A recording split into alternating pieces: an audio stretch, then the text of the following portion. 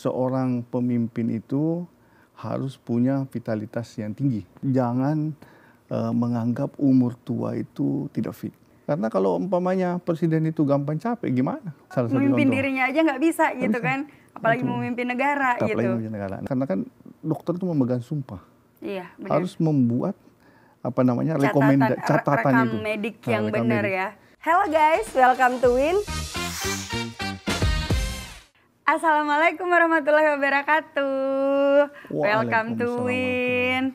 Nah, malam ini saya lagi mau bahas tentang dunia medis, dunia kesehatan. Nah, sebelumnya saya mau bilang bahwa kostum kita nih cocok malam ini. Iya, kebetulan saya pakai warna merah ya. Cocok banget. Pas banget ya, karena putih sama merah, putih kebaikan, merah perjuangan. Ya. Seperti kita malam ini juga masih tetap berjuang. Oke, guys, aku ditemenin sama seorang dokter ahli bedah tulang dan sendi, konsultan cedera olahraga, dan artroskopi. Panjang ya. Dokter Andi Nusawarta. Hai dok, halo, apa kabar? Kabar baik. Sehat? Sehat, insya Allah. Alhamdulillah ya. Aktivitasnya apa? Jadi saya itu memang khusus itu menangani cedera olahraga. Jadi memang subspesialisnya di situ. Jadi saya tidak lagi menangani ortopedi umum bedah tulang, tapi khusus menangani cedera olahraga dan artroskopi. Cedera olahraga jadi dan operasinya artroskopi. itu minimal invasif. Luka kecil, penanganan perawatan singkat, pemulihan cepat. Nah, sekarang kan zamannya orang operasi dengan minimal invasif. Nah, kalau ada laparoskopi, endoskopi, nah kalau saya itu artroskopi. Artroskopi. Nah, sendi-sendi, bahu, lutut. Sport medik ya berarti Sport medicine. Jadi sport orthopedic surgery. Sport orthopedic surgery. Nah, jadi memang operasinya khusus sendi-sendi. Sendi-sendi. Ya, paling khas itu pemain sepak bola yang paling banyak cedera. Gitu. Di timnas itu kan saya ada di timnas itu sudah saya operasi, akan jadi jago lagi. Seperti yang tadi dijelasin sama dokter tentang sport medik nih.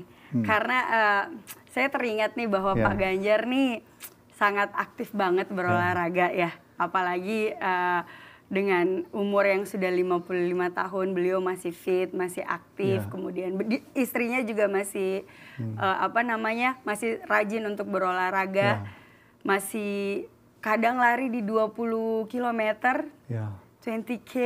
Menurut dokter gimana dengan umur segitu, dengan olahraga yang bisa dianggap berat ya menurut saya itu dok? Saya jelaskan dulu olahraga itu seperti apa. Banyak juga orang yang tidak paham olahraga. Jadi sebenarnya olahraga itu ada 3 yang kita harus tahu, yaitu olahraga aerob atau kardio, olahraga beban, latihan kekuatan, sama yang terakhir itu fleksibilitas. Jadi latihan ini harus sama-sama dilakukan. Nah, jadi jangan sampai kita terperangkap dibilang, oh saya rajin olahraga, senang olahraga. Tapi ternyata olahraganya cuma jogging, naik sepeda. Nah itu kurang. Kenapa? Karena dia nggak latihan kekuatan. Sementara yang paling penting itu justru menjaga kekuatan kita. Pernah dengar nggak? Otot kuat, tulang kuat. Iya benar. Osteopenia, sarkopenia.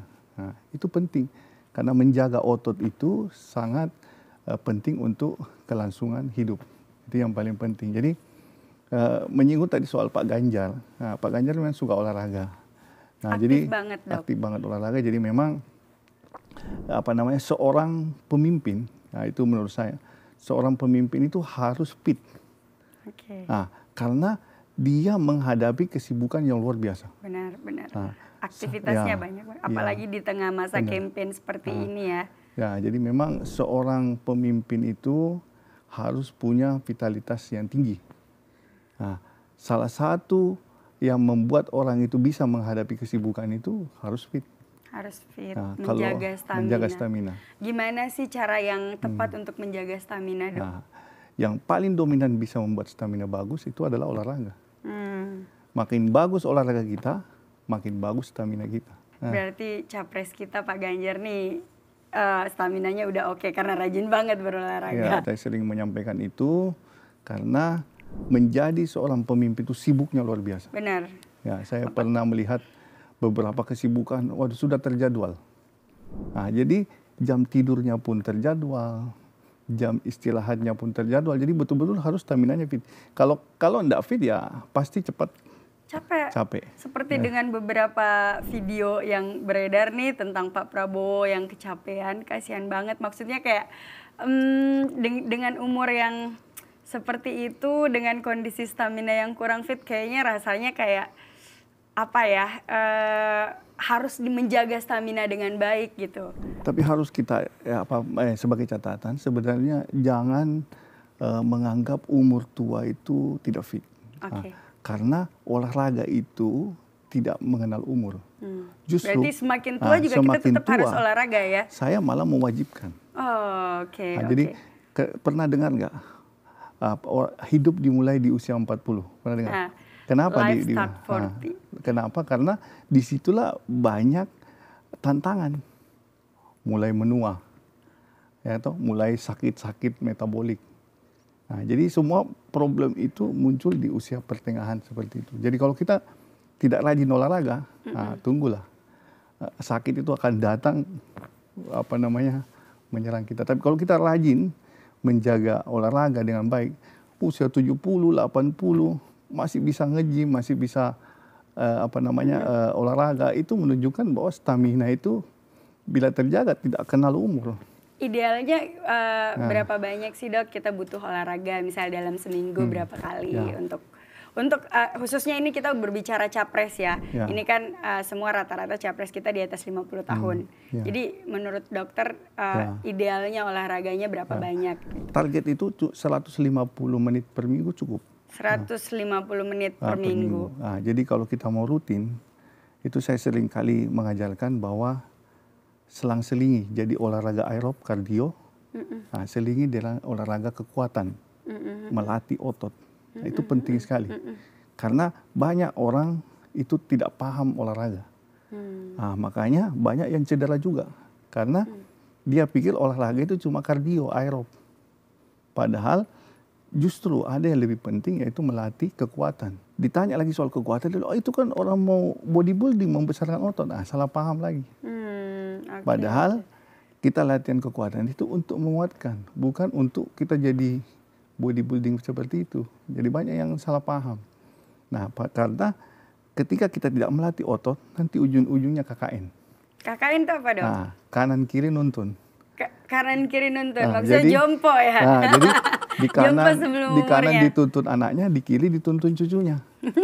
Iya benar-benar. Jadi kanan kiri dituntun. Kalau kanan kiri dituntun cewek cantik gak apa-apa ya dok?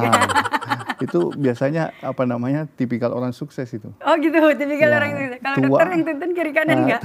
Tua bukan KKN anak dan cucu nuntun, tapi ditemani oleh asisten-asisten yang cantik. Kayak Hotman Paris ya.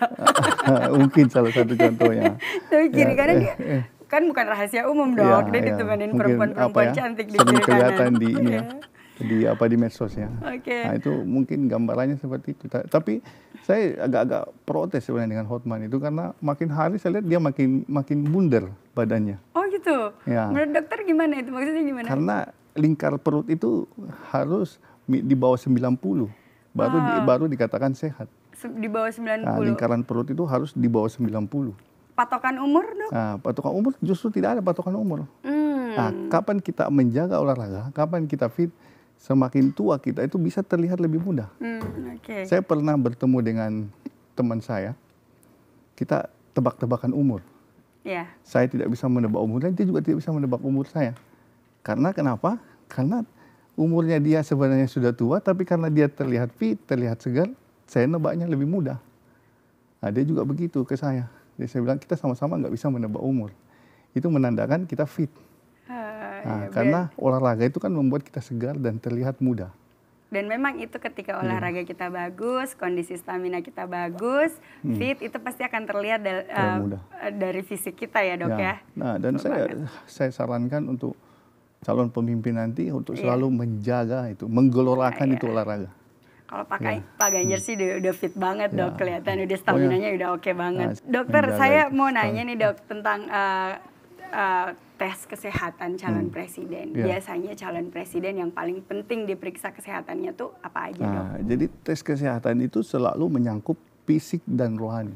Nah, fisiknya itu semua, mulai dari atas sampai ke bawah. Saraf, fungsi jantung, fungsi paru-paru, fungsi pencernaan, fungsi reproduksi, semua diperiksa. Lab lengkap, semua diperiksa. Jadi, dan bukan cuma fisik, rohani juga. Katanya pemeriksaan itu tidak bisa diloloskan kalau ada yang tidak memenuhi syarat kesehatan. Nah, termasuk kan ternyata ada yang itulah yang saya sering tanyakan di di tim itu. Apakah mereka itu harus bukan lagi karena kan dokter itu memegang sumpah. Iya, benar. Harus membuat catatan itu. Medik yang benar ya. Nggak ada palsu-palsuan ya dok ya. Harus ini tidak layak jadi presiden. Ini penting di underline bahwa seorang dokter tim medis dia tuh memegang sumpah loh. Iya, nggak harus boleh. mencatat ini tidak layak jadi presiden. Ini tidak layak. Harus berani. Dan apa aja sih dok yang paling penting nih diperiksa gitu? Contoh saya contohkan. Kalau fungsi jantung orang itu tidak bagus, bagaimana dia mau jadi presiden? Iya benar. Saya contohkan. Orang fungsi jantung nggak bagus, pasti gampang capek. Betul. Gampang lelah, salah satu contoh. Ya kan?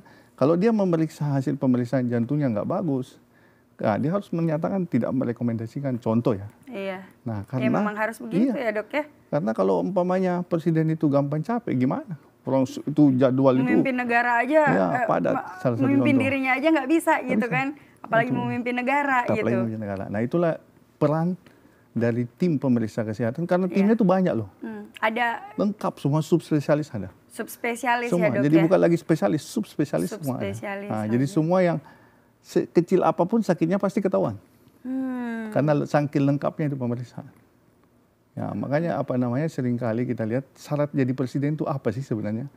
Secara kesehatan. Secara kesehatan. Nah itu, makanya kita itu harus sebenarnya transparan. Iya. Nah, apakah memang pemeriksaan itu benar dilakukan atau sekedar basa-basi? Ya, ini menjadi tugas tim medis dong. Tim medis tes kesehatan para capres dan cawapres nanti. Iya, kalau perlu dikeluarkan ke TV tuh hasil pemeriksaan. Gitu ya, dok, ya? Kalau perlu. Kalau perlu itu kalau harus. Perlu. Karena kita kan negara demokrasi, terbuka. Ini hasil pemeriksaan presiden A, calon presiden B, calon presiden C. Ditemukan ini, ditemukan, harus begitu. Lebih terbuka. Transparansi hasil pemeriksaan medis itu ya dok ya. Sehingga masyarakat juga memilih presiden yang memang betul-betul fit. Kalau umpamanya ternyata, kalau ada salah satu syarat yang dianggap tidak tapi bisa lolos, umpamanya kan ada 10. Nah, kalau negatif 1 masih bisa lolos karena 9 positif, umpamanya ya. Nah, itu diperlihatkan ke masyarakat. Iya benar. Jadi masyarakat juga tahu. Karena contoh ya, saya contohkan. Kalau umpamanya presiden itu tidak sehat, kemudian hanya 1 tahun memimpin, ya terus tiba-tiba ini kan kita sama sebenarnya mencelakai dia loh. Iya benar. Iya kan? Menjebak orang yang tadinya harus menikmati masa tuanya, masa sehatnya, masa sehatnya. Nah, kita jebak seseorang karena itu dalam sebuah beban seperti tadi dokter bilang, kesehatan mental, kesehatan fisik dan rohani harus harus sehat. Iya. Kendalanya sebenarnya apa aja sih dok? Maksudnya menurut dokter nih yang dokter lihat untuk menjalani tes kesehatan capres dan cawapres ini, kendalanya ada nggak menurut dokter? Sebenarnya saya tidak ada kendala sebenarnya karena timnya itu kan sudah bagus dan berkualitas. Nggak ada kendala ya dok ya? Sebenarnya sudah lengkap. Cuma mungkin kalau kita mau lebih terbuka dan lebih transparan. Iya. Artinya itu aja ya. Kita lebih jujur sehingga demokrasi betul-betul tampak. Benar. Nah, karena kan memang capres-capres kita kan secara kesehatan memang bagus-bagus semua kan. Iya. Nah, karena Pak Ganjar rajin olahraga, Pak Anies juga rajin olahraga, Pak Prabowo apalagi karena bekas tentara kan. Harusnya kan semuanya fit. Harusnya semuanya memang fit dan bagus. Tapi memang terkadang kondisi kita nggak bisa memungkiri ya dok ya bahwa memang tubuh ini ada masa ada umurnya masing-masing, dalam artian ada masa kekuatan masing-masing ya. Beda ketika kita muda dan tua mungkin. Itu mungkin yang menjadi perbedaan yang kalau itu saya nggak sependapat. Oh gitu. Susah kalau kita ngomong sama orang medis ya. Karena saya sering kali ketemu dua orang, yang satu muda, satu tua. Nah, justru lebih fit yang tua ketimbang yang muda. Oh gitu. Kenapa? Karena dia menjaga olahraganya. Seperti yang tadi dokter jelaskan tentang gaya hidup, terus pola hidup, asupan gizi juga itu penting. Suplemen kesehatan juga itu penting Pokoknya, ya dok ya. Jangan sampai kita lewat daripada menjaga kesehatan. Kebugaran itu penting sekali. Penting banget. Karena gimana kita mau berjuang? Ini terutama untuk seorang pemimpin ya. Ini bukan satu dua orang yang diperjuangkan, ini satu negara ini. Satu negara, sebuah harus negara bagus, yang penduduknya ini. Dan kita berdosa loh, kalau kita mau loloskan umpamanya ya, tim kesehatan meloloskan orang yang sakit. Beban moralnya ada sama dokter ada sama dokternya. Dia mau loloskan, disuruh orang jadi pemimpin, itu dia bikin orang bisa serangan jantung loh kalau umpamanya tidak sehat di antara kesibukannya yang luar biasa itu. Tidak memaksakan hasil tesnya nih. Iya, kadang-kadang kan begitu. Iya benar dok. Apa gunanya pemeriksaan fisik kalau kita hanya sekedar basa-basi? Iya benar, sepakat dok. Sepakat kalau ada hasil negatif, pemeriksaan fisiknya harus ditunjukkan ke publik biar kita bisa lihat seterang-terangnya gitu kan. Kita sebagai orang medis meloloskan pokoknya orang yang tidak sehat. Nah nanti kan jadinya kita menjebak orang dia terpilih tapi sakit. Nah, ya kan? Yang ada nanti akan jadi tambah sakit karena ini dan akhirnya mengemban tugas negara ini nggak mudah loh. Iya kan? Dan itu tugas kita untuk sebagai dokter untuk menunjukkan itu bahwa ini sehat dan tolong ini diingatkan ke teman-teman medis dok. Nah, saya rasa beliau semua sudah pakar. Tapi begitulah. Ini menjadi tugas utama sih sebenarnya untuk tim medis. Terus dok. Yang terakhir nih dok, harapan dokter untuk teman-teman untuk kesejahteraan teman-teman di dunia kesehatan. Ini saya kalau benar-benar itu presiden mau menyelamatkan istilahnya, bukan menyelamatkan sih istilahnya, mau meningkatkan derajat kesehatan masyarakat. Itu yang paling penting itu asuransinya. Oh, asuransi dibuat kesehatan. Sebuah mudah.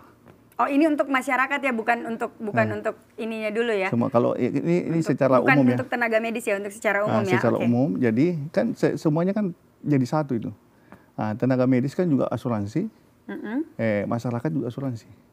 Jadi semua dinikmati secara bersama-sama.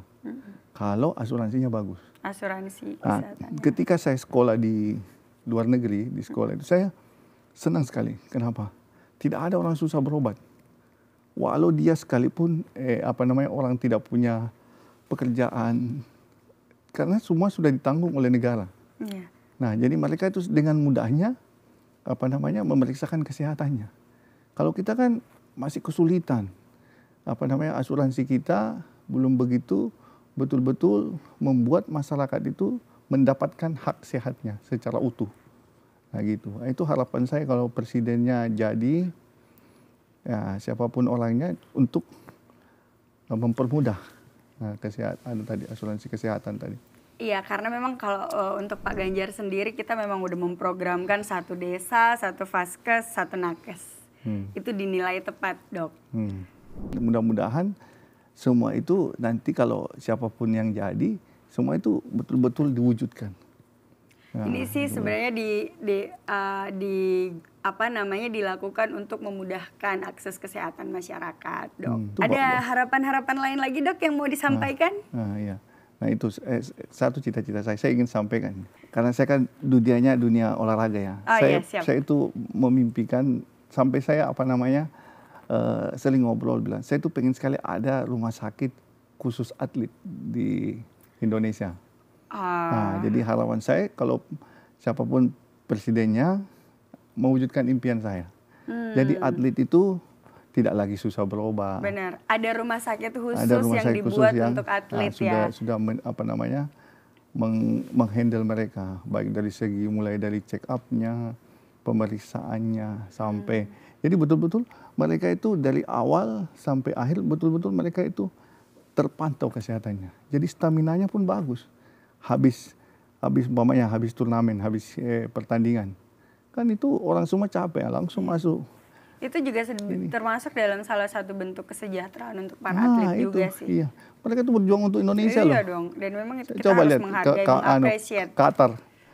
Di Qatar kemarin sepak bola. Luar biasa semangat kita. Iya kan? Lolos 16 besar. Itu kan suatu perjuangan untuk merah putih. Luar biasa. Iya, makanya dengan euforia yang sangat luar biasa. Sangat luar biasa. Saya juga bangga karena salah satu bukan salah satu di timnas itu ada juga yang saya operasi karena memang sempat cedera olahraga. Ya. Nah, jadi kita bangga karena kita bisa membuat atlet itu berprestasi kembali. Nah, jadi cedera itu bukan berarti selesai. Nah, cedera itu bisa diatasi dan orang bisa kembali berprestasi. Kan pikirannya orang kalau udah cedera udah habis. Ya. Nah, itu dulu. Sekarang semua sudah bagus. Makanya dengan harapan tadi ada rumah sakit, atlet, ada rumah sakit khusus atlet, bisa mengobati atlet yang cedera dan bisa berkarya lagi untuk negara. Oke, seru sekali perbincangan kali ini ya dok ya di dunia medis. Walaupun sebenarnya saya juga agak bingung juga tadi kan nggak ngerti soal medis. Tapi terima kasih dokter udah sempatkan waktunya. Terima kasih. Sampai ketemu lagi. Ya, siap, pokoknya siap selalu untuk diundang. Oh siap. Jangan bosan-bosan kita undang ya. Kita kalau bicara soal Indonesia siap. Siap. Oke guys, sampai di ujung acara kita hari ini. Terima kasih semuanya sudah menonton. Putih untuk kebaikan, merah untuk perjuangan. Cocok sekali dengan baju saya berarti ya. Sat-setas.